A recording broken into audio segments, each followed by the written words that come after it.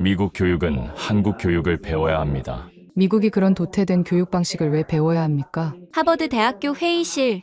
한 교수가 말하자 다른 교수가 단호히 반박했습니다. 하지만 오늘 평소 한국 교육을 비웃던 그 하버드 교수가 한국을 방문하고 난 후 의견을 바꿨습니다. 제가 본 한국 학생들은 창의적이며 똑똑한데 겸손하기까지 합니다. 한국에서 도대체 무슨 일이 있었던 걸까요? 지금부터 그 충격적인 이야기를 들려드리겠습니다. 저는 그 현실을 마주하기 전까지 한국 교육을 무시했던 사람입니다. 한국인들의 IQ는 껍데기일 뿐이다. 이것이 제가 공언했던 시각입니다. 마치 서구의 우월함을 확신하는 전형적인 태도였죠. 안녕하세요. 저는 캐서린 브라운입니다. 하버드 교수라는 타이틀 뒤에 숨어 27년간 아시아 교육을 깎아내렸습니다. 2023년 세계교육 포럼에서 저는 당당히 선언했습니다. 한국의 교육 시스템은 획일적인 인재만 만들어 결국 스스로 도태될 것입니다. 한국 교육부가 반박했지만 저는 더 나아갔습니다. 아시아 국가들은 공장식 교육에 갇혀 있다. 미국은 창의성과 혁신의 선두주자다. 제 연구실 벽에는 한국을 암기형 로봇 생산 공장으로 묘사한 도표가 걸려 있었습니다. 구글이 모든 것을 알려주는 시대에 암기는 시간 낭비다.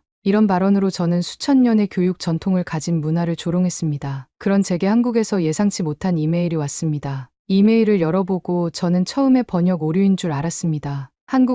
한국과학기술정보통신부에서 저를 특별 초청한다는 내용이었거든요. 브라운 교수님, 한국의 소프트웨어, 특성화 고등학교 현장을 직접 방문해 학생들의 문제 해결 능력을 평가해 주시길 부탁드립니다. 교수님의 한국 교육에 대한 견해를 존중하며 그 비판이 현장에서도 유효한지 함께 검증하고 싶습니다. 이메일을 3번 정도 다시 읽었습니다. 이건 도전장이었습니다. 제가 공개적으로 비판한 교육 시스템이 저를 직접 초청한 거죠. 흥미로웠습니다. 그들은 제 비판을 반박할 자신이 있다는 뜻이었을까요?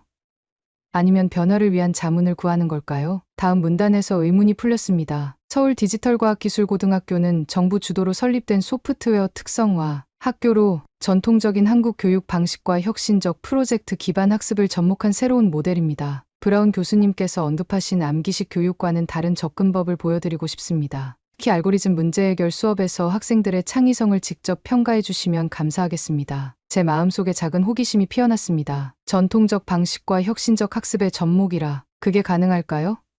제 경험상 교육 혁신은 기존 시스템을 뒤엎어야 일어나는 법입니다. 절충안은 보통 2-3개의 단점만 결합하는 경우가 많았죠. 하지만 제 비판을 직접 검증할 기회라니 거절할 이유가 없었습니다. 게다가 서울은 한 번도 가보지 못한 도시였고 학기가 끝난 지금이 여행하기 좋은 시기였습니다. 초청에 감사드립니다. 한국의 교육 현장을 직접 볼 수 있는 기회를 기쁘게 수락합니다. 다만 제 평가는 객관적이고 솔직할 것임을 미리 알려드립니다. 답장을 보내고 2주 후 저는 보스턴 로건 국제공항에서 인천행 비행기에 올랐습니다. 기내에서 한국 교육 시스템에 관한 최신 논문들을 읽었지만 여전히 제 견해는 변함없었습니다. 논문들은 한국 학생들의 높은 학업 성취도를 강조했지만 그들의 행복 지수와 창의성 지표는 OECD 국가 중 하위권에 머물렀거든요. 좋아. 직접 보고 판단하자. 14시간의 비행 끝에 인천공항에 도착했습니다. 첫인상부터 놀라웠습니다. 공항은 깨끗하고 효율적이었으며 디지털 기술이 곳곳에 통합되어 있었습니다. 공항에서 서울까지 가는 열차도 정확하게 시간을 지켰고 와이파이는 미국보다 훨씬 빨랐습니다. 서울 시내에 들어서자 또 한 번 놀랐습니다. 제가 상상했던 동양의 전통적인 모습과는 달리 서울은 초현대적인 도시였습니다. 높은 빌딩들 사이로 오지 네트워크가 어디서나 연결되었고 디지털 광고판들이 도시 곳곳에 있었습니다. 호텔 체크인을 마치고 창밖을 바라보니 한강이 보였습니다. 강 위로 다리들이 이어져 있었고 둑을 따라 자전거를 타는 사람들이 보였어요. 빠르게 발전하는 기술 도시의 모습과 여유로운 자연의 조화가 인상적이었습니다. 저녁에는 한국과학기술정보통신부의 교육혁신팀장인 김민석 박사와 식사를 했습니다. 그는 하버드에서 컴퓨터 과학 박사학위를 받은 후 실리콘밸리에서 10년간 일하다 귀국한 사람이었습니다. 브라운 교수님, 한국 교육에 대한 교수님의 비판이 일부 타당하다고 생각합니다. 하지만 모든 한국 교육이 암기식은 아니에요. 특히 소프트웨어 분야에서는 창의적 문제 해결이 필수라서 새로운 교육 모델을 시도하고 있습니다. 김 박사는 진솔했습니다. 그는 한국 교육의 장단점을 균형 있게 설명했고 디지털과학기술고등학교가 어떻게 전통적 한국 교육의 강점과 미국식 교육의 강점을 결합하려 노력하는지 이야기했습니다. 내일 학교에서 뵙겠습니다. 밤에는 논문 검토해야 할 것 같으니 편히 쉬세요. 김 박사와 헤어진 후 호텔 방으로 돌아와 창밖의 서울 야경을 바라보며 생각했습니다. 이곳은 제가 상상했던 것보다 훨씬 복잡하고 다차원적인 도시 같았습니다. 그렇다면 교육 시스템도 마찬가지일까요? 다음 날 아침, 저는 서울 디지털과학기술고등학교로 향했습니다. 학교는 강남구의 현대적인 건물에 자리 잡고 있었습니다. 교문에는 미래를 코딩하다라는 문구가 한글과 영어로 쓰여 있었습니다. 이른 아침임에도 학생들이 이미 교실과 복도에 가득했습니다. 그들은 교복을 입고 있었고 대부분 스마트폰을 들여다보고 있었죠. 여기까지는 예상했던 대로군 생각했습니다. 그런데 복도를 지나치며 교실을 흘끗 들여다봤을 때 저는 조금 놀랐습니다. 한 교실에서는 학생들이 둥글게 모여 토론하고 있었고 다른 교실에서는 로봇팔을 조립하는 모습이 보였습니다. 암기식 수업을 기대했던 제 예상과는 달랐습니다. 학교장인 박정호 교장 선생님이 저를 맞이했습니다. 그는 60대 초반으로 보였고 완벽한 영어를 구사했습니다. 브라운 교수님, 방문해 주셔서 감사합니다. 먼저 학교를 둘러보시겠어요? 아니면 바로 특별 수업을 참관하시겠어요? 저는 학교 전체를 먼저 보고 싶다고 했습니다. 박 교장과 함께 시설을 둘러보며 제 고정관념이 하나씩 흔들리기 시작했습니다. 이 학교는 최첨단 장비를 갖추고 있었고 메이커 스페이스, AI 랩, 로보틱스 실습실까지 있었습니다. 미국의 많은 고등학교보다 나은 시설이었죠. 우리 학교는 3년 전에 설립되었습니다. 학생들은 시험으로 선발되지만 암기력보다는 문제 해결 능력과 논리적 사고를 평가합니다. 박 교장의 설명을 들으며 관찰을 이어갔습니다. 분명 뭔가 다른 점이 있었습니다. 하지만 여전히 의구심이 남았습니다. 시설만 좋다고 교육이 혁신적인 것은 아니니까요. 결국 중요한 것은 실제 학생들의 사고방식이었습니다. 그리고 곧 그 의문에 대한 답을 찾을 기회가 왔습니다. 이제 알고리즘 특별 수업을 참관하시죠. 오늘은 3학년 최고급 반입니다. 박 교장을 따라 교실로 향하며 저는 마음속으로 생각했습니다. 자, 이제 진짜 한국 교육의 모습을 볼 차례군. 교실에 들어서자 20명 정도의 학생들이 자리에 앉아 있었습니다. 남학생과 여학생의 비율이 거의 동등했고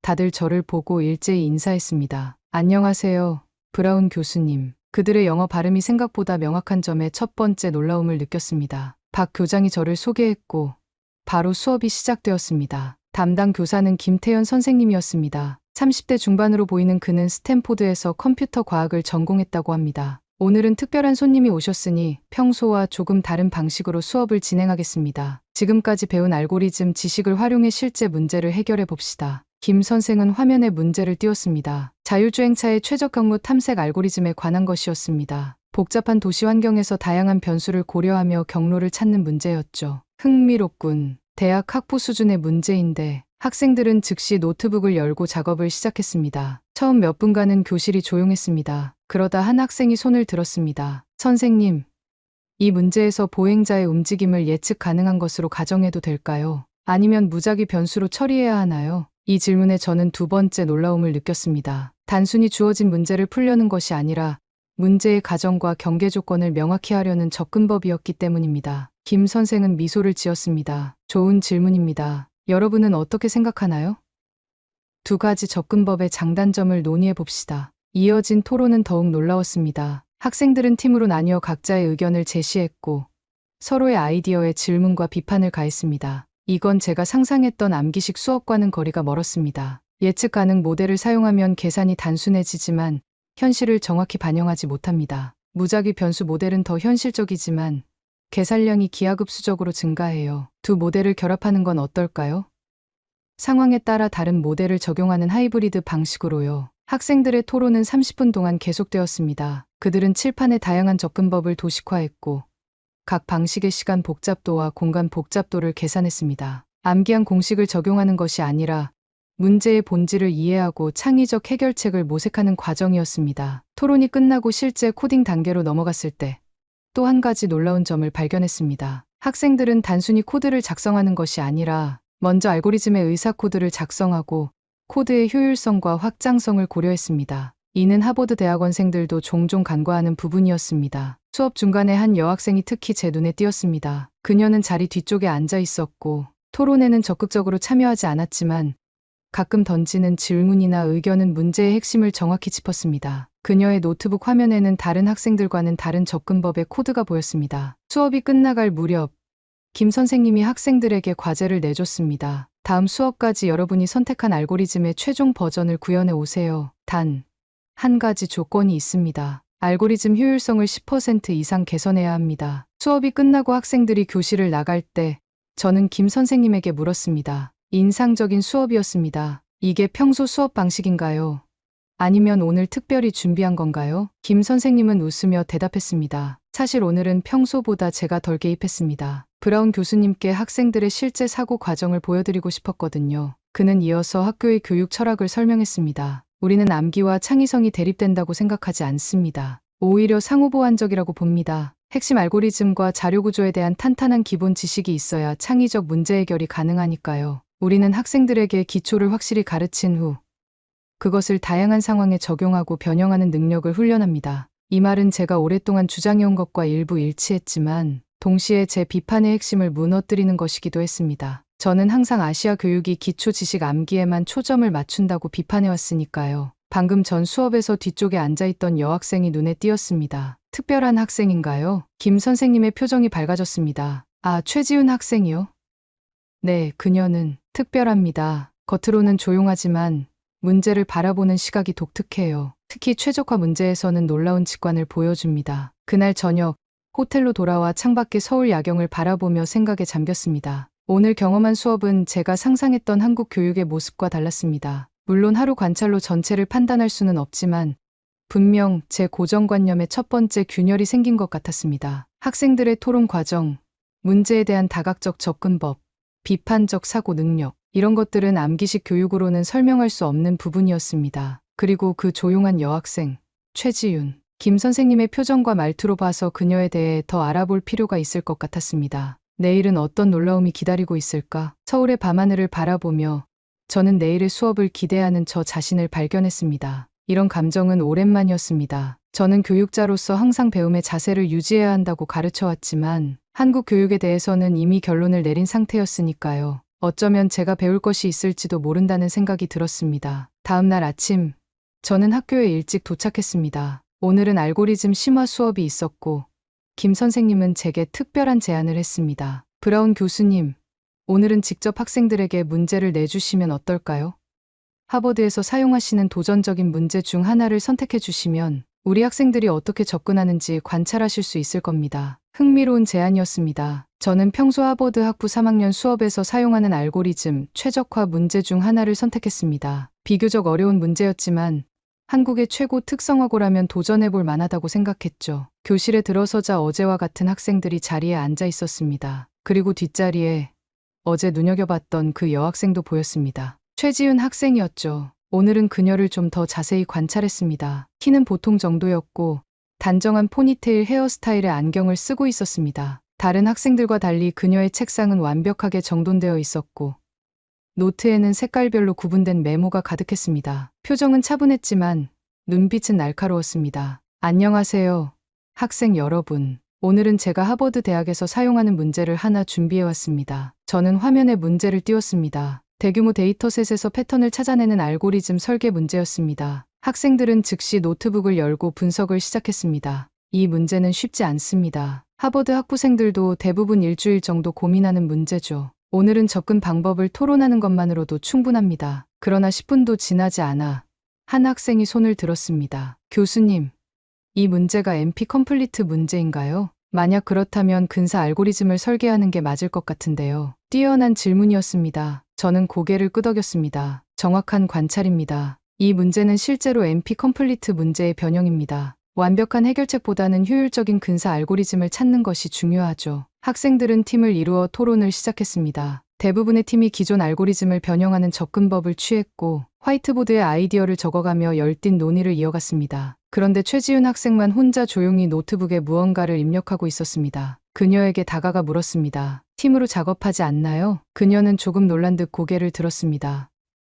아, 죄송합니다, 교수님. 혼자 생각을 정리하는 걸 선호해서요. 그녀의 노트북 화면을 보니 다른 학생들과는 전혀 다른 접근법이었습니다. 대부분의 학생들이 그래프 기반 알고리즘을 사용하는 반면 그녀는 확률적 모델을 적용하고 있었습니다. 흥미로운 접근법이네요. 왜 이 방식을 선택했나요? 지우는 잠시 생각하더니 조용한 목소리로 대답했습니다. 데이터셋이 너무 크면 결정문적 알고리즘은 시간 복잡도가 너무 높아질 것 같았어요. 확률적 접근법이 더 효율적이라고 생각했습니다. 놀라웠습니다. 그녀는 문제의 본질을 정확히 파악하고 있었고, 이는 하버드 대학원생들도 종종 간과하는 부분이었습니다. 더 자세히 설명해 줄 수 있나요? 지우는 천천히 고개를 끄덕였습니다. 그리고 그녀가 설명을 시작하자 저는 점점 더 놀라움을 감추지 못했습니다. 그녀의 접근법은 단순히 교과서적 지식을 적용하는 수준을 넘어 실제 빅데이터 분석 현장에서 사용되는 고급 기법에 가까웠습니다. 이 방식은 100% 정확한 답을 주진 않지만 95% 정확도를 5% 계산 시간으로 얻을 수 있어요. 실제 환경에서는 이런 트레이드오프가 중요하다고 생각했습니다. 저는 깊이 감명받았습니다. 그녀의 설명은 명확했고 논리적이었으며 무엇보다 실용적이었습니다. 이건 단순한 학습이 아니라 진정한 이해에서 나오는 통찰이었습니다. 매우 훌륭한 접근법입니다. 하버드 대학원생 중에서도 이런 관점으로 문제를 바라보는 학생들은 많지 않아요. 지우는 살짝 놀란 듯 했습니다. 그녀의 뺨이 살짝 붉어졌습니다. 감사합니다, 교수님. 그냥 제가 생각하는 방식이에요. 수업이 끝나갈 무렵 저는 학생들에게 여러 접근법의 장단점을 비교해보라는 과제를 내주었습니다. 그리고 지훈에게 따로 말을 걸었습니다. 혹시 방과 후에 시간이 있나요? 당신의 문제 해결 접근법에 대해 더 이야기를 나누고 싶습니다. 지훈은 잠시 망설이더니 고개를 끄덕였습니다. 네, 교수님. 컴퓨터실에서 4시까지 프로젝트 작업이 있어요. 그 후에 시간이 있습니다. 오후 수업 후 저는 교장 선생님과 함께 학교의 다른 시설들을 둘러보았습니다. 다양한 수업과 프로젝트들을 관찰하며 제 마음속에는 점점 더 많은 질문들이 생겨났습니다. 이 학교는 분명 한국 교육의 전형적인 모습과는 달랐습니다. 하지만 특별한 사례일까요? 아니면 더 넓은 변화의 신호일까요? 그리고 최지윤, 그녀는 더욱 궁금증을 자아냈습니다. 그녀의 사고방식은 어디서 왔을까요? 전통적인 한국 교육에서? 아니면 그녀만의 독특한 재능에서? 오후 4시 30분, 컴퓨터실 앞에서 지윤을 기다렸습니다. 그녀가 나오자 함께 학교 카페테리아로 향했습니다. 카페테리아는 조용했고 몇몇 학생들만 남아 공부하고 있었습니다. 지윤 학생, 솔직히 말하면 당신의 접근법에 놀랐습니다. 자세히 알고 싶은데 어떻게 그런 사고방식을 발전시켰나요? 지윤은 잠시 생각하더니 조용히 대답했습니다.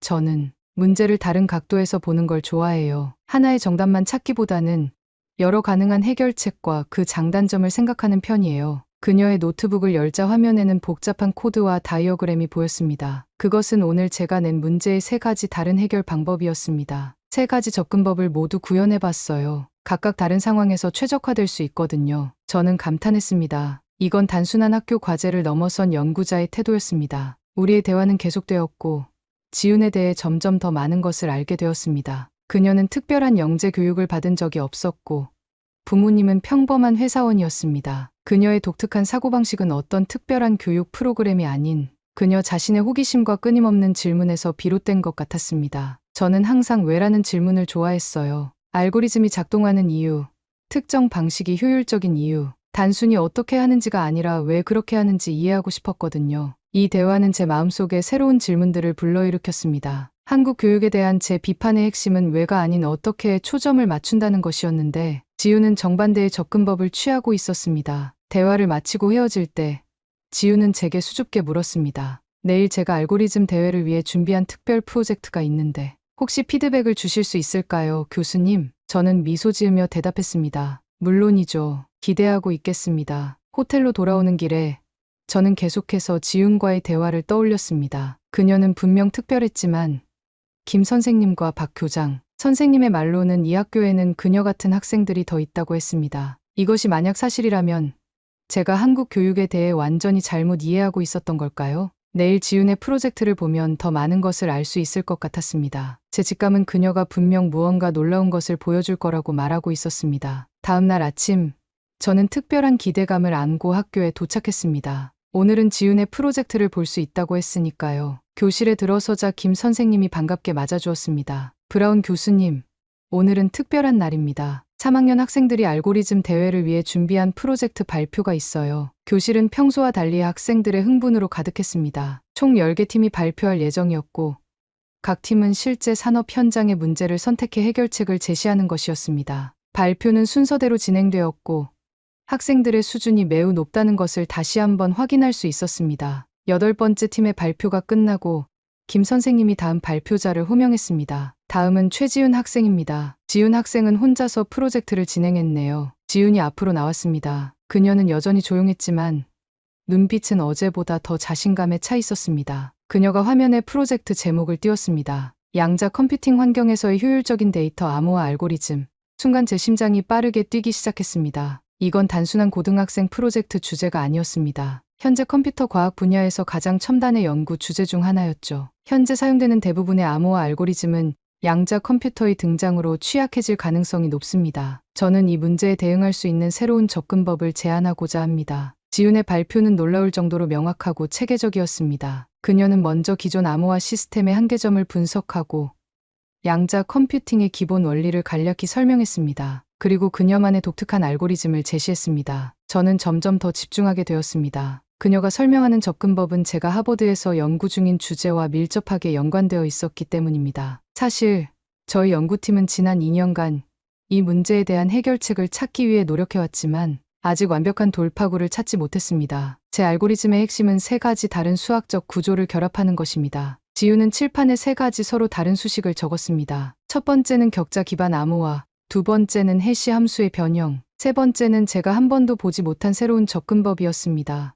이 세 가지 구조를 계층적으로 적용하면 양자 컴퓨터의 공격에도 이론적으로 안전한 시스템을 구축할 수 있습니다. 그녀의 설명이 이어질수록 제 놀라움은 커져갔습니다. 지윤이 제안한 방식은 단순히 기존 이론의 조합이 아니라 완전히 새로운 관점에서 문제를 바라보는 것이었습니다. 특히 세 번째 접근법은 제가 한 번도 생각해 보지 못한 방향이었습니다. 이 알고리즘의 시간 복잡도는 O(n) 로그 n으로 기존 포스트 퀀텀 암호화 방식보다 효율적입니다. 그리고 이론적 안전성 증명은 이렇게 진행됩니다. 지윤은 칠판에 복잡한 수식을 적기 시작했습니다. 그 과정을 지켜보며 저는 점점 더 믿기 어려운 감정에 사로잡혔습니다. 그녀의 증명 과정은 논리적이었고 단계마다 명확했으며 무엇보다 혁신적이었습니다. 발표가 끝나갈 무렵 지윤은 자신의 알고리즘을 실제 구현한 코드를 보여주었습니다. 그리고 다양한 테스트 케이스에서의 성능을 분석한 그래프를 제시했습니다. 결론적으로 제 알고리즘은 현재 알려진 양자 공격 방식에 대해 이론적으로 안전하며 실행 효율성도 기존 방식보다 우수합니다. 발표가 끝나고 질문 시간이 시작되었습니다. 몇몇 학생들과 김 선생님이 질문을 던졌고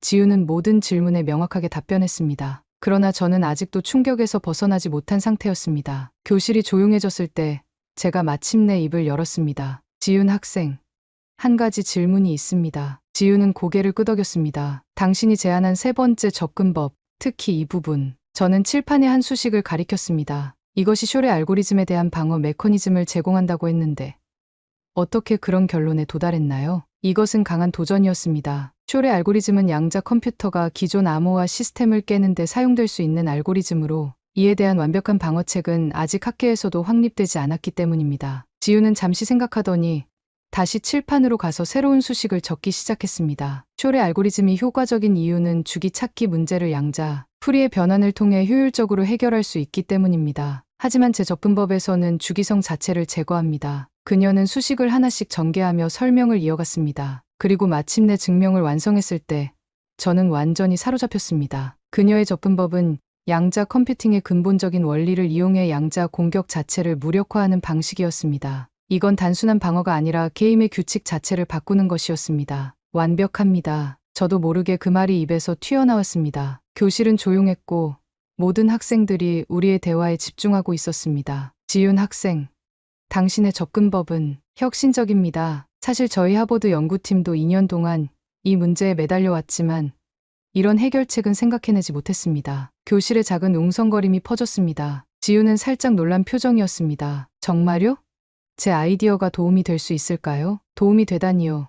이건 게임 체인저입니다. 당신의 접근법은 포스트 퀀텀 암호학 분야에 완전히 새로운 방향을 제시할 수 있습니다. 수업이 끝난 후 저는 지윤에게 따로 이야기를 청했습니다. 그리고 제가 진행 중인 연구 프로젝트에 대해 더 자세히 설명했습니다. 그녀의 해결책이 얼마나 혁신적인지 그리고 어떤 영향을 미칠 수 있는지 말해주었습니다. 지윤 학생, 솔직히 말하면 당신의 접근법은 박사 수준의 연구입니다. 어떻게 이런 아이디어를 생각해낸 건가요? 지윤은 잠시 생각하더니 대답했습니다. 처음에는 단순한 호기심에서 시작했어요. 양자 컴퓨팅에 관한 책을 읽다가 암호화 시스템의 취약점에 대해 알게 되었고 그냥 다른 방식으로 문제를 바라보려고 노력했어요. 세 가지 다른 수학 분야의 개념을 결합하면 어떨까 하는 생각이 들었고 그 아이디어를 발전시켰습니다. 그녀의 대답은 단순했지만 그 안에는 진정한 창의성의 본질이 담겨 있었습니다. 기존 지식을 단순히 암기하는 것이 아니라 서로 다른 분야의 지식을 융합하고 새로운 관점에서 문제를 바라보는 능력. 이것이야말로 제가 항상 교육의 궁극적 목표라고 가르쳐온 것이었습니다. 지훈 학생,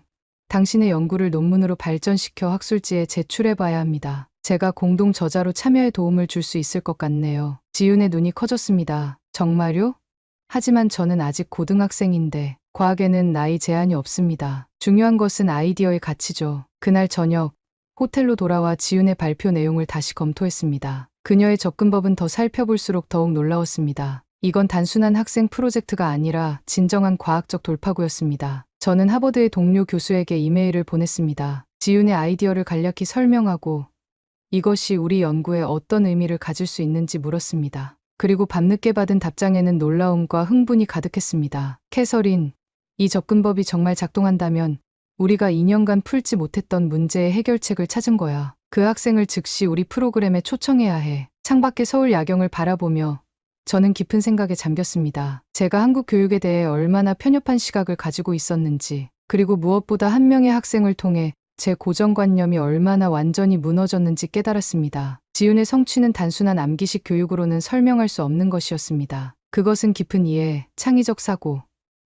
그리고 서로 다른 지식 영역을 연결하는 능력의 결과였습니다. 그리고 이제 저는 이 특별한 학생이 어떻게 그런 능력을 발전시켰는지 더 깊이 알고 싶어졌습니다. 내일은 지훈과 더 많은 이야기를 나누고 한국 교육 시스템의 다른 측면들도 더 자세히 살펴봐야겠다고 생각했습니다. 어쩌면 제가 배울 것이 훨씬 더 많을지도 모릅니다. 그날 밤 저는 쉽게 잠들지 못했습니다. 머릿속에는 지훈의 알고리즘이 계속 맴돌았고 더 중요하게는 제 교육 철학의 근간을 흔드는 질문들이 일어났습니다. 27년간 교육심리학자이자 컴퓨터 과학자로서 저는 창의성과 비판적 사고의 발달에 대해 연구해왔습니다. 그리고 항상 미국식 교육 방식이 이러한 능력을 기르는 데 가장 효과적이라고 확신해왔죠. 하지만 지훈은, 그녀는 제 이론에 맞지 않았습니다. 어떻게 암기식 교육이라고 비판해온 시스템에서 이런 혁신적 사고를 가진 학생이 나올 수 있을까요? 다음 날 아침, 저는 평소보다 일찍 학교에 도착했습니다. 교장 선생님과의 면담이 예정되어 있었기 때문입니다. 박 교장 선생님은 따뜻한 미소로 저를 맞이했습니다. 브라운 교수님, 어제 지훈 학생의 발표가 인상적이었다고 들었습니다. 인상적이라는 표현만으로는 부족합니다. 그녀의 접근법은 혁신적입니다. 사실 저희 하버드 연구팀도 해결하지 못한 문제에 대한 새로운 시각을 제시했어요. 박 교장은 고개를 끄덕였습니다. 그의 표정에는 자부심과 함께 약간의 장난기가 섞여 있었습니다. 최지훈은 특별한 학생입니다. 하지만 우리 학교에만 있는 것은 아닙니다. 한국 전역에는 그녀와 같은 잠재력을 가진 학생들이 많습니다. 저는 직접적인 질문을 던졌습니다. 어떻게 가능한 일인가요? 제가 알고 있는 한국 교육은 암기와 시험 점수에 중점을 둔 시스템인데, 박 교장은 잠시 생각하더니 대답했습니다. 브라운 교수님, 한국 교육에 대한 서구의 시각은 종종 단편적입니다. 우리 시스템이 완벽하다고 말하는 것은 아닙니다. 개선이 필요한 부분도 많습니다. 하지만 강점도 있습니다. 그는 책장에서 한 권의 책을 꺼냈습니다. 한국 교육의 이중성이라는 제목이었습니다. 저희 교육 시스템은 두 가지 측면을 가지고 있습니다. 하나는 많은 사람들이 비판하는 입시 위주의 암기식 교육입니다. 하지만 다른 한편으로 우리는 체계적인 기초 지식 구축과 문제, 해결 능력을 균형 있게 발전시키는 접근법도 가지고 있습니다. 박 교장은 이어서 설명했습니다. 한국 학생들은 어린 시절부터 기초 수학과 과학의 강한 토대를 형성합니다. 이것은 단순한 암기가 아니라 개념적 이해와 응용 능력을 포함합니다. 그 위에 문제 해결 기술을 쌓아 올리는 것이죠. 그의 말은 제가 항상 가르쳐온 것과 일부 상충되었습니다. 저는 종종 기초부터 차근차근이라는 접근법보다 창의적 도전을 통한 학습을 강조해왔으니까요. 그럼 지훈 같은 학생은 어떻게 발굴하고 양성하나요? 지훈은 특별한 영재 프로그램을 거치지 않았습니다. 그저 일반적인 교육 과정을 따랐죠. 중요한 것은 우리가 학생들에게 왜라는 질문을 던지도록 격려한다는 점입니다. 알고리즘이 왜 그렇게 작동하는지, 그 수학적 원리는 무엇인지 이해하도록 말이죠. 이 말은 제 귀에 익숙했습니다. 사실 이것은 제가 하버드에서도 강조하는 접근법이었으니까요. 박 교장의 설명은 계속되었습니다. 또한 우리는 학생들에게 다양한 분야의 지식을 연결하도록 가르칩니다. 지훈의 경우 그녀는 수학, 컴퓨터 과학, 물리학의 개념을 자유롭게 넘나들며 새로운 통찰을 얻었죠. 대화를 나누는 동안 저는 점점 더 혼란스러워졌습니다. 이건 제가 이해하고 있던 한국식 교육과는 거리가 있었습니다. 그리고 더 놀라운 점은 일부 측면에서는 제가 이상적이라고 생각했던 교육 방식과 유사하다는 것이었습니다. 브라운 교수님, 잠시 양해해 주시겠어요?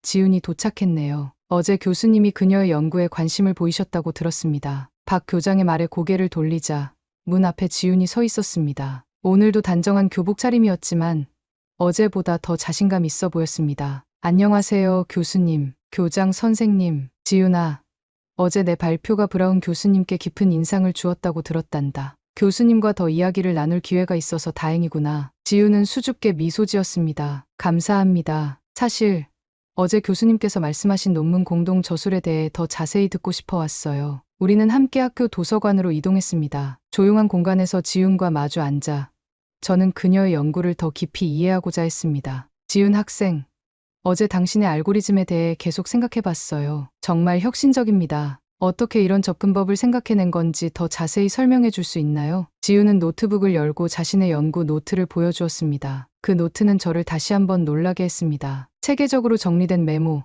다양한 접근법의 시도와 실패, 그리고 점진적으로 발전해 나가는 아이디어의 흐름이 모두 기록되어 있었습니다. 처음에는 기존 암호화 알고리즘의 취약점을 분석했어요. 그리고 3가지 다른 수학적 구조를 각각 공부했습니다. 그녀는 첫 번째 페이지를 넘겼습니다. 거기에는 각 구조의 장단점이 상세히 분석되어 있었습니다. 그런 다음 이 구조들을 어떻게 결합할 수 있을지 고민했어요. 처음에는 여러 가지 방식을 시도했지만 모두 실패했습니다. 그녀는 10여 페이지에 걸친 실패한 접근법들을 보여주었습니다. 각 실패마다 왜 그것이 작동하지 않았는지에 대한 분석이 포함되어 있었습니다. 그러다가 문제를 다른 관점에서 보기 시작했어요. 양자 컴퓨터가 기존 암호를 깨는 방식 자체를 방해할 수 있는 구조는 없을까 하고요. 이 과정을 지켜보며 저는 지훈의 접근법이 단순한 직관이나 행운의 결과가 아닌 체계적이고 깊이 있는 연구 과정의 산물임을 깨달았습니다. 그녀는 기초 이론을 철저히 이해하고 여러 실패를 통해 배우며 끊임없이 다른 관점에서 문제를 바라보았습니다. 지훈 학생, 이런 연구 방법론은 어디서 배웠나요? 특별한 멘토가 있었나요? 그녀는 잠시 생각하더니 대답했습니다. 특별한 멘토는 없었어요. 김 선생님께서 항상 다양한 관점의 중요성을 강조하셨고, 저희 학교에서는 실패를 통한 학습을 장려합니다. 하지만 주로 제가 책과 온라인 강의를 통해 독학했어요. 저는 점점 더 깊은 생각에 잠겼습니다. 지훈은 전형적인 영재가 아니었습니다. 그녀는 체계적인 학습과 끈기 있는 탐구를 통해 이런 수준에 도달했습니다. 그리고 이것은 제가 항상 비판해온 한국식 교육의 맥락 안에서 이루어진 것이었습니다. 지훈 학생, 당신의 연구는 정말 가치가 있습니다. 하버드로 돌아가면 즉시 우리 연구팀과 공유하고 싶네요. 그리고 가능하다면 당신을 우리 여름 연구 프로그램에 초청하고 싶습니다. 지훈의 눈이 반짝였습니다. 정말요? 그건 정말 영광이에요. 대화를 마치고 지훈이 다음 수업을 위해 떠난 후 저는 한동안 도서관에 혼자 남아 생각에 잠겼습니다. 지난 몇일간의 경험이 제 마음속에 큰 변화를 일으키고 있었습니다. 저는 노트북을 열고 제 생각을 정리하기 시작했습니다. 한국 교육에 대한 재고, 암기식 교육이라는 단순한 프레임은 불충분하다. 체계적인 기초 지식 구축과 창의적 적용이 공존할 수 있다. 다양한 분야의 지식 통합이 혁신을 이끈다. 제 생각을 적으면서 저는 제가 얼마나 편협한 시각을 가지고 있었는지 깨달았습니다. 한국 교육 시스템은 분명 도전과 문제점이 있지만 동시에 지훈 같은 뛰어난 인재를 양성할 수 있는 강점도 가지고 있었습니다. 무엇보다 이런 깨달음은 제가 오랫동안 주장해온 교육 이론의 일부를 재고해야 한다는 것을 의미했습니다. 서구식 창의성 교육과 동양식 기초 교육이라는 이분법적 구분은 지나치게 단순화된 것이었습니다. 호텔로 돌아가는 길에 저는 계속해서 이런 생각들을 정리했습니다. 그리고 하나의 명확한 결론에 도달했습니다. 제가 더 많이 배워야 한다는 것입니다. 편견 없이 열린 마음으로 다른 교육 시스템의 장점을 이해하고 배워야 합니다. 저는 핸드폰을 꺼내 한 통의 이메일을 보냈습니다. 수신자는 하버드의 교육학과 동료들이었고 제목은 간단했습니다. 한국 교육 모델에서 배울 점 초기 관찰. 다음 날 아침 학교에 도착하자 특별한 일정이 기다리고 있었습니다. 박 교장 선생님이 한국 교육의 다양한 측면을 보여주기 위해 교사 간담회를 마련해 놓았더군요. 교무실에는 6명의 교사가 둥근 테이블에 앉아 있었습니다. 브라운 교수님, 우리 학교의 각 과목 담당 선생님들을 소개해 드리겠습니다. 수학, 과학, 컴퓨터 공학, 인문학, 예술, 그리고 진로 상담 교사까지 다양한 분야의 전문가들이 모여 있었습니다. 나는 그들과 마주 앉아 솔직한 대화를 나눌 기회를 얻었습니다. 먼저 물어보고 싶은 게 있습니다. 한국 교육이 암기 중심이라는 일반적인 인식에 대해 어떻게 생각하세요? 수학 교사인 이정훈 선생님이 먼저 대답했습니다. 그 인식이 완전히 틀린 것은 아닙니다. T대학 입시를 준비하는 일반 고등학교에서는 여전히 암기와 반복 훈련이 많은 부분을 차지합니다. 하지만 그것만이 전부는 아니에요. 그는 자신의 수업 계획서를 보여주었습니다. 놀랍게도 그것은 개념 이해, 문제 해결, 수학적 의사소통이라는 세 가지 축으로 구성되어 있었습니다. 우리는 학생들이 공식을 외우는 것보다 그 공식이 왜 그렇게 유도되는지 이해하도록 가르칩니다. 그리고 수학적 아이디어를 명확하게 표현하는 능력을 키우는 데 많은 시간을 할애합니다. 다음으로 컴퓨터 공학 담당인 김태연 선생님이 말을 이었습니다. 저희 학교는 특성화고라서 일반 고등학교보다는 자유롭게 교육과정을 운영할 수 있습니다. 하지만 최근에는 일반 고등학교에서도 변화가 일어나고 있어요. 2015년부터 시작된 소프트웨어 교육 의무화 정책으로 컴퓨팅, 사고력과 문제 해결 능력을 강조하는 수업이 늘어났습니다. 인문학 교사인 박소영 선생님의 의견은 더욱 흥미로웠습니다. 사실 한국 교육의 강점은 깊이와 끈기에 있다고 생각합니다. 학생들은 어릴 때부터 어려운 문제에 장시간 몰입하는 훈련을 받아요. 이것이 때로는 과도한 학업 부담으로 이어지기도 하지만 동시에 복잡한 문제를 포기하지 않고 해결하는 인내심을 길러주기도 합니다. 그녀의 말은 제게 새로운 관점을 제시했습니다. 끈기와 집중력이 창의적 문제 해결의 핵심 요소라는 점은 교육심리학 연구에서도 자주 논의되는 부분이었지만 저는 한국 교육의 이런 측면을 간과하고 있었습니다. 진로 상담 교사인 최준호 선생님은 또 다른 측면을 지적했습니다. 브라운 교수님, 한국 교육의 또 다른 특징은 협력학습입니다. 학생들은 개인 경쟁뿐만 아니라 팀으로 문제를 해결하는 경험을 많이 합니다. 특히 최근에는 프로젝트 기반 학습이 강조되면서 학생들이 서로의 강점을 활용해 복잡한 문제를 해결하는 능력이 중요해졌죠. 그의 말을 들으며 저는 첫날 관찰했던 알고리즘 수업에서 학생들이 보여준 활발한 토론을 떠올렸습니다. 그들은 분명 협력적 문제 해결에 익숙해 보였습니다. 예술 교사인 김미연 선생님은 다소 비판적인 시각을 제시했습니다. 물론 개선이 필요한 부분도 많습니다. 여전히 예술과 창의성 교육은 주변부에 머물러 있고 학생들의 정신건강 문제도 심각합니다. 하지만 우리도 이런 문제를 인식하고 변화하려고 노력하고 있어요. 최근에는 예술 교육과 스팀 교육이 강조되면서 학생들의 창의적 표현 기회가 늘어나고 있습니다. 이 대화를 통해 저는 한국 교육 시스템이 단순히 암기식이라는 라벨로 정의할 수 없는 복잡하고 다차원적인 시스템임을 깨닫기 시작했습니다. 그것은 분명 문제점과 한계가 있지만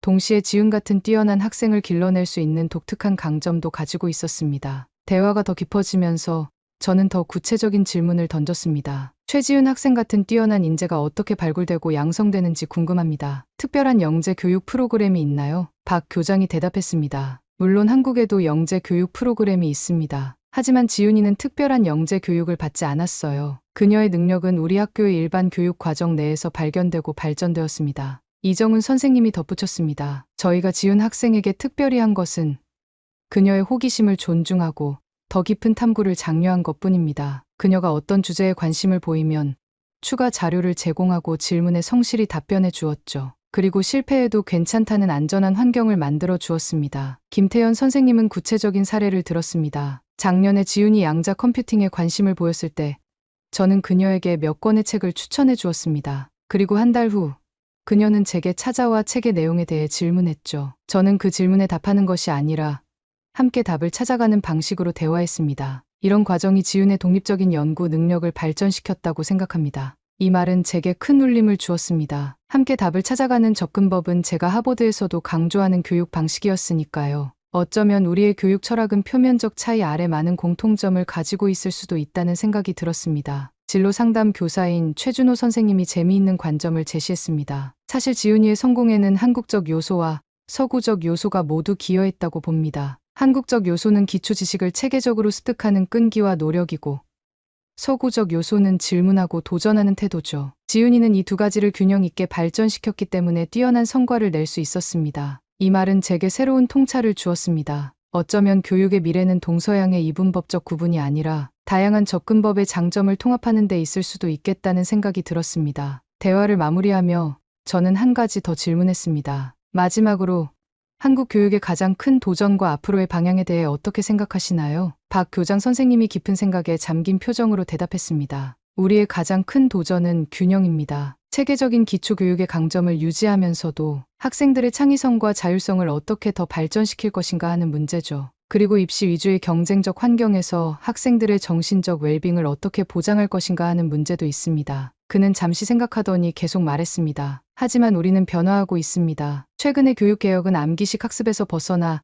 비판적 사고와 창의성을 강조하는 방향으로 진행되고 있어요. 물론 변화는 천천히 이루어질 것입니다. 교육 시스템은 커다란 배와 같아서 방향을 바꾸는데 시간이 걸리니까요. 이 대화를 통해 저는 한국 교육 시스템에 대한 더 균형 잡힌 시각을 갖게 되었습니다. 그것은 단순히 좋음 또는 나쁨으로 판단할 수 없는 복잡하고 역동적인 시스템이었습니다. 그리고 그 안에는 서구 교육이 배울 수 있는 귀중한 요소들이 존재했습니다. 교사들과 작별 인사를 나누며 저는 감사의 말을 전했습니다. 오늘 솔직한 대화에 감사드립니다. 여러분의 통찰 덕분에 한국 교육에 대한 제 이해가 훨씬 깊어졌습니다. 이제 지훈 같은 학생이 어떻게 이런 탁월한 능력을 발전시킬 수 있었는지 조금 더 이해할 수 있을 것 같네요. 교무실을 나오면서 저는 마음속으로 제 자신에게 질문했습니다. 내가 얼마나 많은 선입견과 편견을 가지고 있었을까?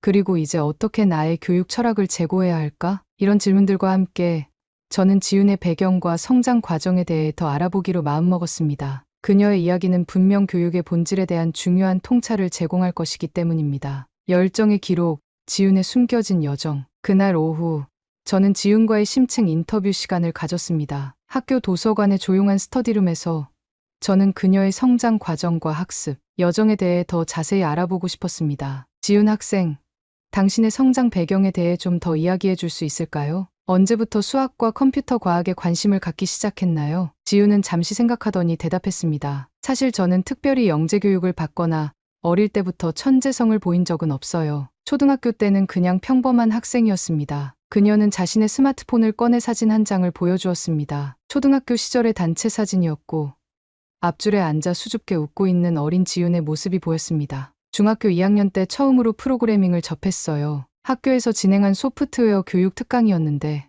처음으로 코드를 작성해서 컴퓨터가 제 명령을 따르게 만드는 경험이 정말 신기했습니다. 지훈의 얼굴에 환한 미소가 번졌습니다. 첫 프로그래밍 경험을 회상하는 그녀의 표정에는 순수한 즐거움이 담겨 있었습니다. 그 후로 독학을 시작했어요. 인터넷 강의를 듣고 책을 읽고 간단한 프로그램을 만들어 보면서요. 하지만 처음에는 쉽지 않았습니다. 그녀는 노트북을 열고 오래된 폴더를 보여주었습니다. 거기에는 날짜별로 정리된 프로젝트 파일들이 있었고 초기 프로젝트들은 대부분 미완성이거나 오류 메시지로 가득했습니다. 실패한 프로젝트가 정말 많았어요. 지금 보면 웃음이 나올 정도로 기본적인 실수들이죠. 하지만 그때는 정말 좌절감을 많이 느꼈습니다. 저는 궁금했습니다. 그런데 어떻게 포기하지 않고 계속할 수 있었나요? 지우는 잠시 생각하더니 대답했습니다. 저에게는 두 가지 큰 영향이 있었어요. 첫 번째는 부모님이었습니다. 그녀는 자신의 가정 환경에 대해 이야기했습니다. 그녀의 아버지는 중소기업 회계사였고 어머니는 초등학교 교사였습니다. 두 분 모두 고학력은 아니었지만 학습의 가치를 중요하게 생각했다고 합니다. 부모님은 저에게 특별한 교육 프로그램이나 비싼 학원을 제공해 주지는 못했어요. 하지만 한 가지 중요한 선물을 주셨습니다. 바로 실패해도 괜찮다는 안전한 환경이었죠. 지훈의 어머니는 딸이 무언가에 진정으로 관심을 보일 때 절대 그것을 무시하지 않았다고 합니다. 대신 가능한 자료를 찾아주고 질문에 함께 답을 찾아가는 접근법을 취했습니다. 중학교 때 프로그래밍에 관심을 보이자 어머니는 컴퓨터를 사주셨어요. 그리고 내가 정말 이걸 좋아한다면 제대로 배워보자고 하셨죠. 매주 토요일마다 지역 도서관에 함께 가서 관련 책을 빌려왔습니다. 두 번째 영향은 중학교 3학년 때 만난 김 선생님이었습니다. 김 선생님은 제가 수학 문제를 해결할 때 단순히 맞았다, 틀렸다를 넘어서 왜 그렇게 생각했는지 물어보셨어요. 그리고 제가 틀렸을 때도 그 오류의 가치를 인정해 주셨죠. 지우는 노트북에서 다른 폴더를 열었습니다. 문제 해결 일지라는 제목의 문서들이 정리되어 있었습니다. 각 문서에는 문제, 시도한 접근법, 실패 원인, 새로운 시도, 그리고 최종 해결책이 체계적으로 기록되어 있었습니다. 김 선생님이 가르쳐 주신 가장 중요한 습관이에요. 문제를 풀 때마다 이렇게 과정을 기록하는 것이죠. 처음에는 숙제처럼 느껴졌지만 나중에는 제 사고 과정을 발전시키는데 정말 큰 도움이 되었습니다. 이 방법론은 제가 하버드에서도 강조하는 메타인지 학습법과 놀랍도록 유사했습니다. 학생들이 자신의 사고 과정을 인식하고 분석함으로써 더 깊은 이해에 도달하는 방식이었죠. 고등학교에 진학하면서 어떤 변화가 있었나요? 지우는 미소를 지었습니다. 이 학교에 오면서 정말 많은 기회를 얻었어요. 특히 동아리 활동이 중요했습니다. 그녀는 알고리즘 탐험대라는 동아리의 활동을 설명했습니다. 학생들이 모여 도전적인 알고리즘 문제를 함께 해결하고 서로의 접근법을 공유하는 모임이었습니다. 동아리에서는 경쟁보다 협력을 강조했어요. 서로 다른 접근법을 존중하고 다양한 시각에서 문제를 바라보는 법을 배웠죠. 지우는 동아리 활동을 통해 다양한 국제 알고리즘 경진대회에 참가했고 그 과정에서 세계 각국의 학생들과 교류하며 시야를 넓혔다고 합니다. 작년에는 국제정보올림피아드에 한국 대표로 참가했어요. 거기서 다른 나라 학생들의 다양한 문제 해결 접근법을 보면서 많은 영감을 받았습니다. 저는 점점 더 궁금해졌습니다. 양자 암호화에 관심을 갖게 된 계기는 무엇인가요? 지윤의 눈빛이 반짝였습니다. 작년 겨울방학 때 우연히 양자 컴퓨팅의 미래라는 온라인 강의를 들었어요. 거기서 양자 컴퓨터가 기존 암호화 시스템에 미칠 위험성에 대해 알게 되었고 그때부터 이 문제에 빠져들었습니다. 그녀는 노트북에서 또 다른 폴더를 열었습니다. 양자 컴퓨팅과 암호학에 관한 수많은 논문과 메모가 체계적으로 정리되어 있었습니다. 처음에는 이해하기 너무 어려웠어요. 양자역학의 기본 개념부터 다시 공부해야 했죠. 그래서 일주일에 3번씩 물리 선생님을 찾아가 질문했고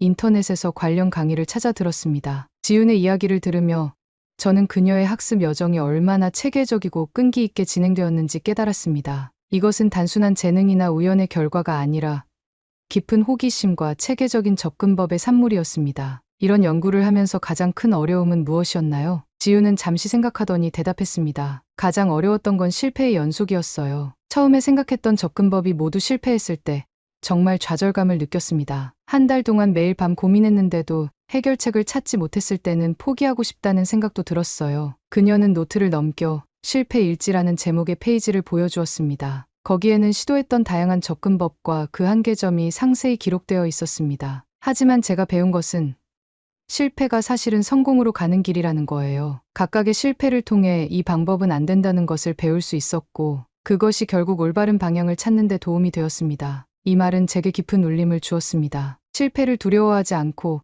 그것에서 배우는 태도는 진정한 혁신을 위한 필수 요소였으니까요. 마지막으로 앞으로의 계획은 무엇인가요? 지우는 자신감 있게 대답했습니다. 대학에서는 컴퓨터 과학과 수학을 함께 공부하고 싶어요. 그리고 언젠가는 양자 컴퓨팅 보안 분야의 연구자가 되고 싶습니다.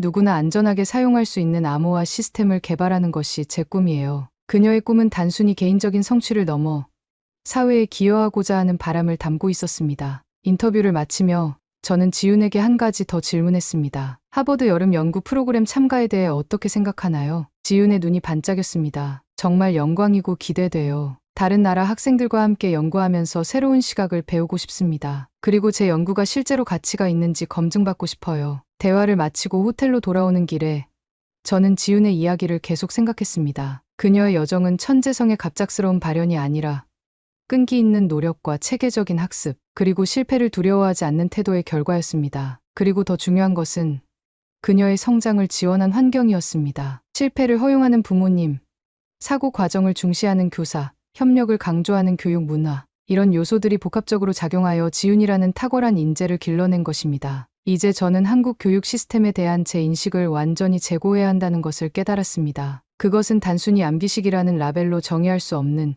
복잡하고 다층적인 시스템이었습니다. 그리고 그 안에는 서구 교육이 배울 수 있는 귀중한 요소들이 존재했습니다. 호텔 방에 도착해 노트북을 열고 저는 새로운 제목의 문서를 만들었습니다. 동서양 교육의 통합적 접근 한국 사례 연구에서 배우는 교훈. 이제 저는 제 교육 철학을 근본적으로 재검토할 준비가 되어 있었습니다. 한국 방문 마지막 날, 박 교장 선생님이 특별한 자리를 마련해 주셨습니다. 학교 강당에서 교사와 학생들 앞에서 제 방문 소감을 나누는 시간이었습니다. 이 자리에는 과학기술정보통신부 관계자들과 교육부 대표, 그리고 몇몇 언론인들도 참석했습니다. 강당은 거의 가득 찼고 앞줄에는 최지윤을 포함한 알고리즘 동아리 학생들이 앉아 있었습니다. 무대에 올라서자 긴장감이 몰려왔습니다. 이 자리에서 어떤 말을 해야 할지, 방문 전에는 상상도 못했을 이야기를 해야 한다는 것이 아이러니하게 느껴졌습니다. 안녕하세요, 여러분. 마이크 앞에 서서 말을 시작했습니다. 교장 선생님이 간단한 한국어 인사를 가르쳐 주셨기에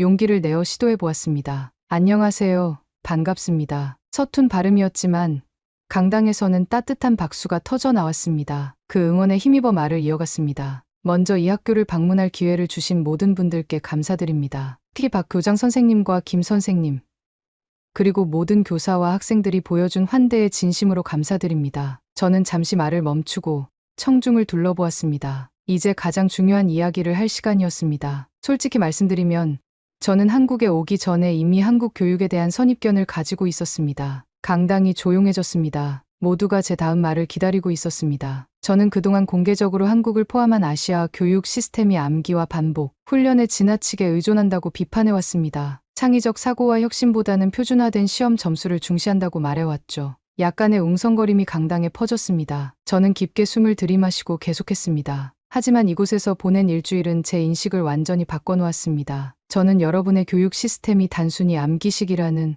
라벨로 정의될 수 없는 훨씬 더 풍부하고 복잡한 시스템임을 깨달았습니다. 저는 지난 일주일간의 경험들을 하나씩 이야기했습니다. 알고리즘 수업에서 관찰한 활발한 토론, 교사들이 강조하는 왜라는 질문의 중요성, 그리고 학생들이 보여준 놀라운 문제 해결 능력까지. 특히 인상적이었던 것은 여러분의 교육 시스템이 체계적인 기초, 지식 구축과 창의적 적용을 균형 있게 발전시키는 방식입니다. 이것은 단순히 동양 대 서양이라는 이분법적 구분으로는 설명할 수 없는 통합적 접근법입니다. 그리고 저는 최지윤에 대한 이야기로 넘어갔습니다. 최지윤 학생의 사례는 이러한 접근법의 잠재력을 완벽하게 보여줍니다. 그녀가 개발한 양자 암호화 알고리즘은 단순한 학생 프로젝트가 아니라 이 분야의 최첨단 연구에 기여할 수 있는 혁신적인 업적입니다. 저는 잠시 지윤을 바라보았습니다. 그녀는 수줍게 미소 짓고 있었습니다. 실제로 지윤 학생의 접근법은 우리 하버드 연구팀이 2년간 해결하지 못했던 문제에 대한 새로운 해결책을 제시했습니다. 이것은 그녀의 비범한 재능뿐만 아니라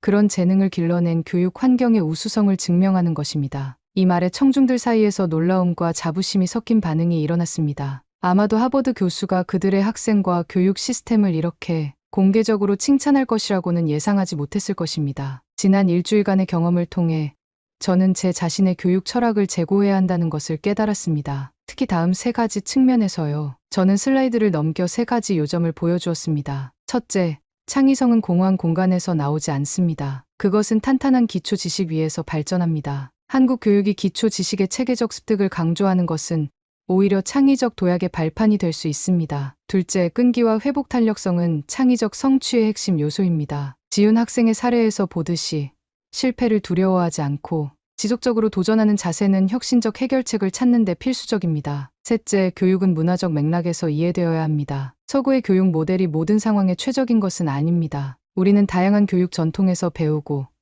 각각의 강점을 통합하는 방향으로 나아가야 합니다. 저는 잠시 말을 멈추고 강당을 둘러보았습니다. 모든 사람들이 집중하고 있었습니다. 이제 저는 미국으로 돌아가 제 동료들과 이런 통찰을 공유할 것입니다. 그리고 우리의 교육 과정과 연구 방향을 제고할 것입니다. 특히 한국 교육의 강점을 우리 시스템에 어떻게 통합할 수 있을지 고민할 것입니다. 그리고 마지막으로 저는 최지윤을 향해 직접 말했습니다. 지윤 학생, 당신의 연구는 정말 놀랍습니다. 저는 공식적으로 당신을 하버드 대학의 여름 연구 프로그램에 초청하고 싶습니다. 그리고 더 나아가 앞으로 당신의 학업과 연구를 계속 지원하고 싶습니다. 지윤의 눈이 커졌고 그녀의 표정에 놀라움과 기쁨이 번졌습니다. 또한 당신의 알고리즘을 기반으로 한 공동 연구 논문을 준비하고 싶습니다. 이것은 양자 컴퓨팅 보안 분야의 중요한 기여가 될 것입니다. 강당에서는 열렬한 박수가 터져 나왔습니다. 지윤의 친구들과 교사들이 가장 크게 기뻐하는 것 같았습니다. 마지막으로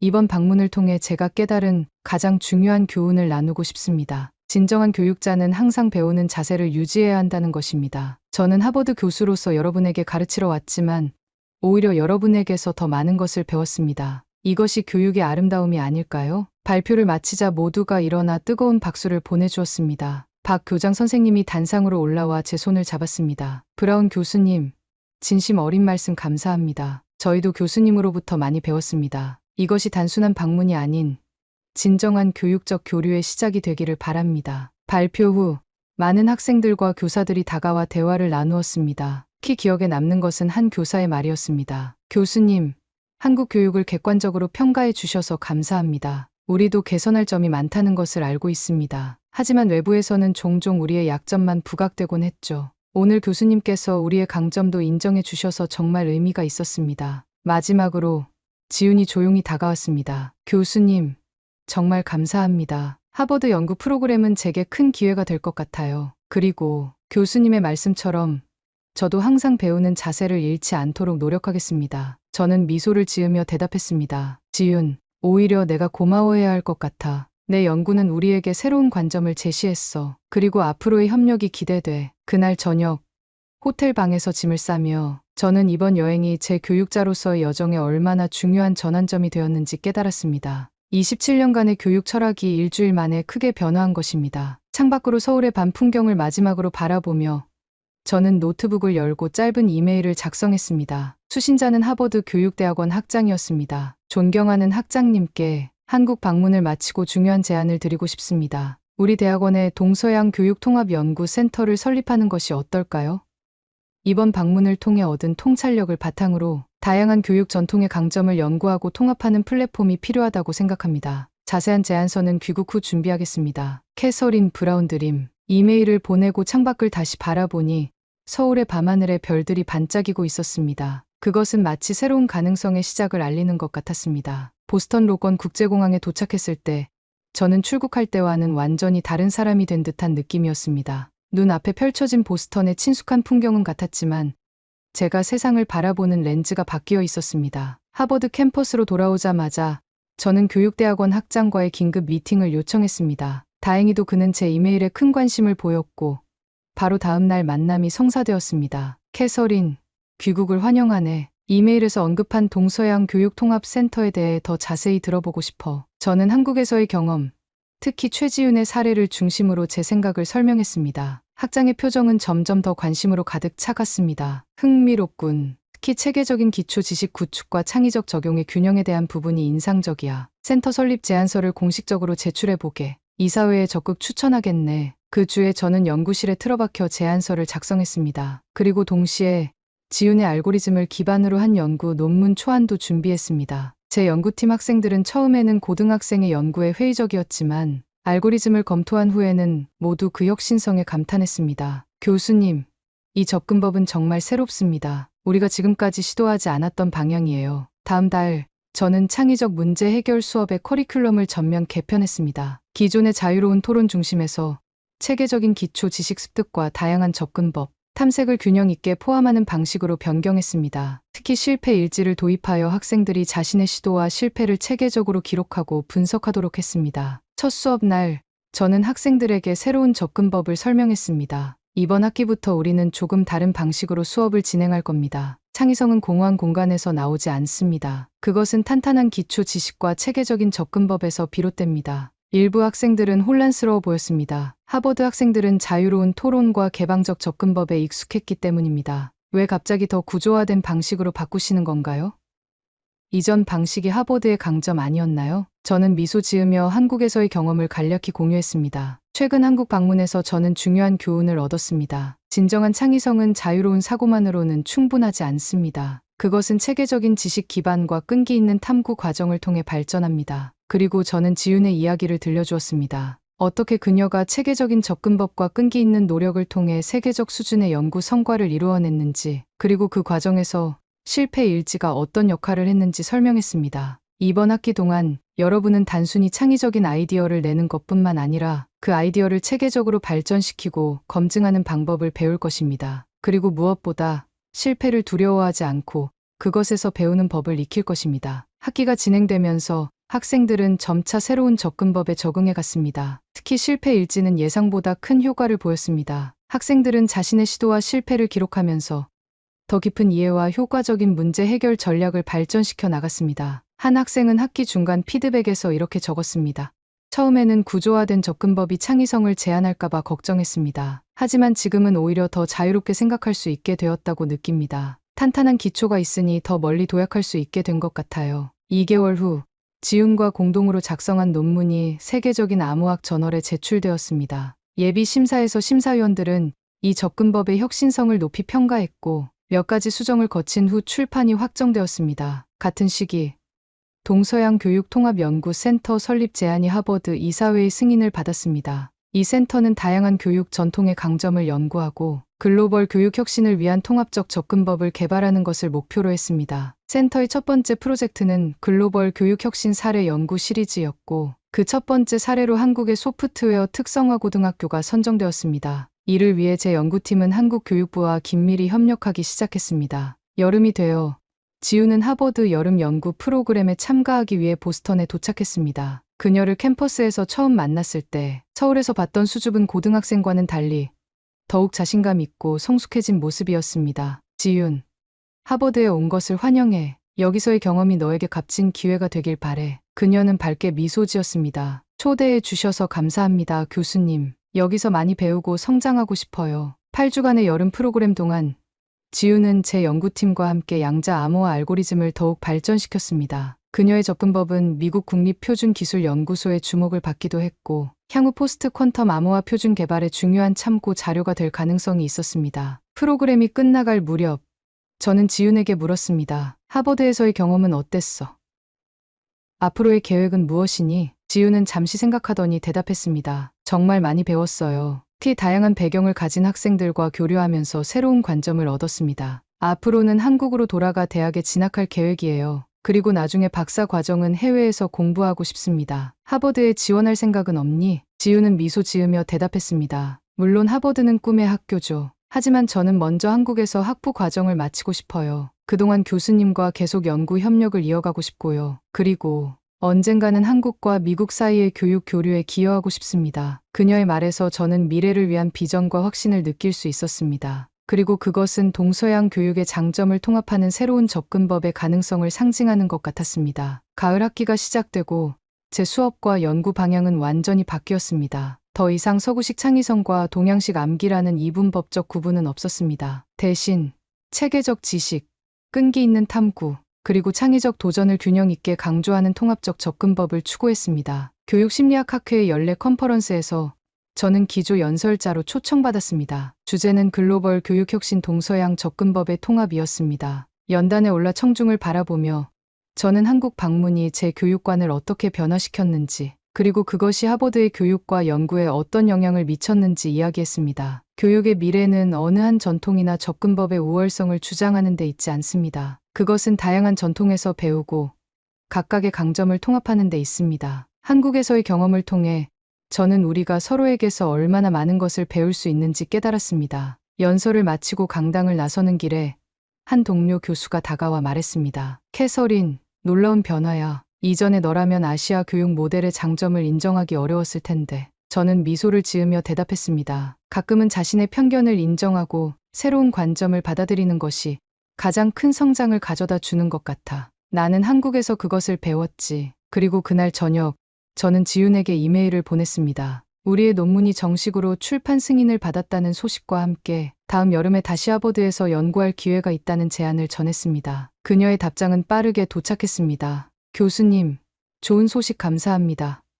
논문 출판이 정말 기대돼요. 그리고 다음 여름 연구 제안도 기쁘게 수락합니다. 이번에는 저희 학교 친구들도 몇 명 추천하고 싶은데 가능할까요? 그들도 교수님과 함께 연구하면 많이 성장할 수 있을 것 같아요. 이메일을 읽으며 저는 이것이 단순히 한 학생과 교수의 협력을 넘어 두 교육, 문화 간의 더 넓은 교류의 시작이 될 수 있다는 희망을 느꼈습니다. 창밖으로 보스턴의 가을 풍경을 바라보며 저는 한국에서의 일주일이 제 인생에서 가장 중요한 교육적 경험 중 하나였음을 다시 한번 깨달았습니다. 그것은 제가 27년간 쌓아온 교육관을 흔들어 놓았지만 동시에 더 넓고 풍부한 시각을 선물해 주었습니다. 교육자로서 저는 항상 배움의 중요성을 가르쳐 왔습니다. 하지만 이제야 진정으로 그 말의 의미를 이해한 것 같았습니다. 진정한 배움은 때로 우리의 가장 깊은 확신을 의심하고 새로운 관점을 받아들일 용기를 필요로 합니다. 그리고 그 여정은 계속되고 있었습니다. 지금까지 사연 어떠셨나요? 하버드 교수와 한국 소녀의 만남이 두 나라를 넘어 전 세계 교육계를 뒤흔들고 있습니다. 진정한 배움에는 국경도, 나이도, 직함도 없습니다. 때로는 가장 예상치 못한 곳에서 가장 큰 깨달음이 찾아옵니다. 이 이야기가 마음에 와닿으셨다면 구독과 좋아요, 그리고 주변 분들과 공유해주세요. 여러분의 응원이 더 많은 한국의 숨은 이야기를 발굴하는 힘이 됩니다. 지금까지 코리아 원더풀이었습니다. 감사합니다.